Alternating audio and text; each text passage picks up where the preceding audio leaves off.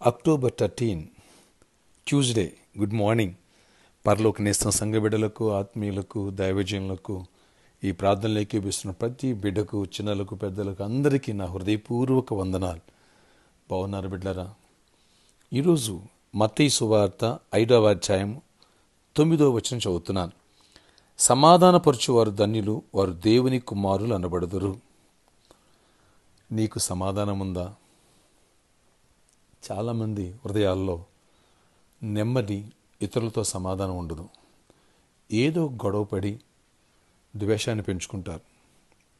ఎప్పుడైతే నువ్వు ద్వేషాన్ని పెంచుకుంటావో, పగను పెంచుకుంటావో, మనుషులతోనే కాదు దేవునితో కూడా సమాధానం కోల్పోతావు. మీ పొరపాట్లని క్షమించాలంటే నీ ఎడల తప్పుదేం చేసిన వారిక పొరపాట్లు కూడా క్షమించమన్నారు ప్రభు. క్షమించే మనసు ఉండాలి, అప్పుడే నీకు సమాధానం ఉంటుంది. అలాగే పాపాన్ని ఒప్పుకుని విడిచిపెట్టినప్పుడే దేవునికి, మానవుడికి సమాధానం ఉంటుంది. కాబట్టి ఈ రెండు విషయాలు మర్చిపోకూడదు.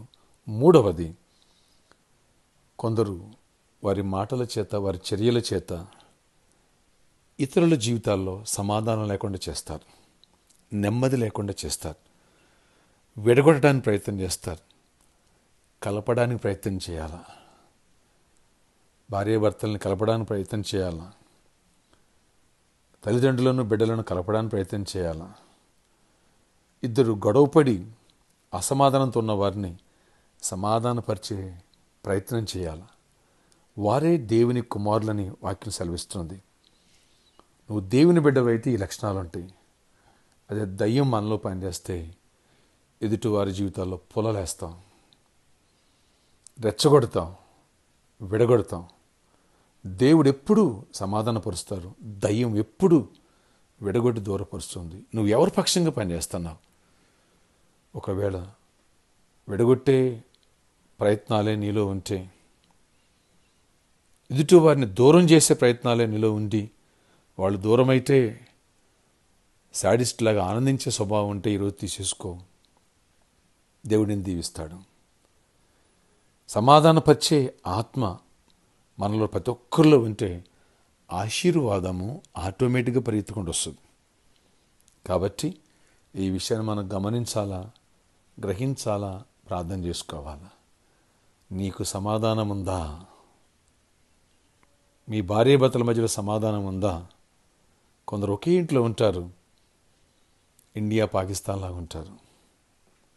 అత్తాకోడళ్ళ మధ్యలో సమాధానం ఉండదు, మాట్లాడుకోరు, పలుక్కోరు. క్రైస్తవులు అలా ఉండకూడదు.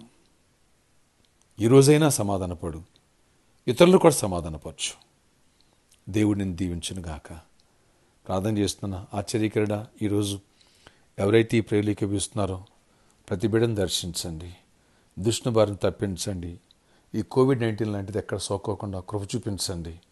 ఎవరికైతే ఆయన కోవిడ్ అటాక్ అయ్యిందో వాళ్ళందరినీ కూడా దర్శించి స్వస్థపరచండి. ఆ పాజిటివ్ వచ్చిన వాళ్ళకి కంప్లీట్ క్యూర్ అయిపోయి నెగిటివ్ వచ్చును గాక. అద్భుత రీతిలో స్వస్థపరిచి విడుదల. మరణకరమైన ఏ వ్యాధున్నా ఇప్పుడు యేసు నామములో స్వస్థత కలుగును గాక. చిన్న బిడ్డల మొదలు పెద్దల వరకు ఎవరైతే హెల్త్ ప్రాబ్లమ్స్ ఉన్న వాళ్ళందరూ కూడా స్వస్థపరిచి విడుదల దయచేసి కృపనివ్వండి.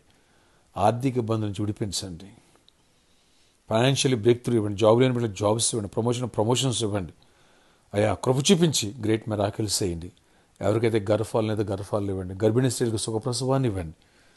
అయ్యా ఎవరికైతే మ్యారేజ్లు కాలేదో వాళ్ళకి మంచి భాగస్వాముల నుంచి మ్యారేజ్ జరగాలి. త్వరలో వారి జీవితాల్లో శుభకార్యాలు జరగాలి. కుటుంబాల్లో కృప చూపించి గొప్ప కార్యాలు చేయండి.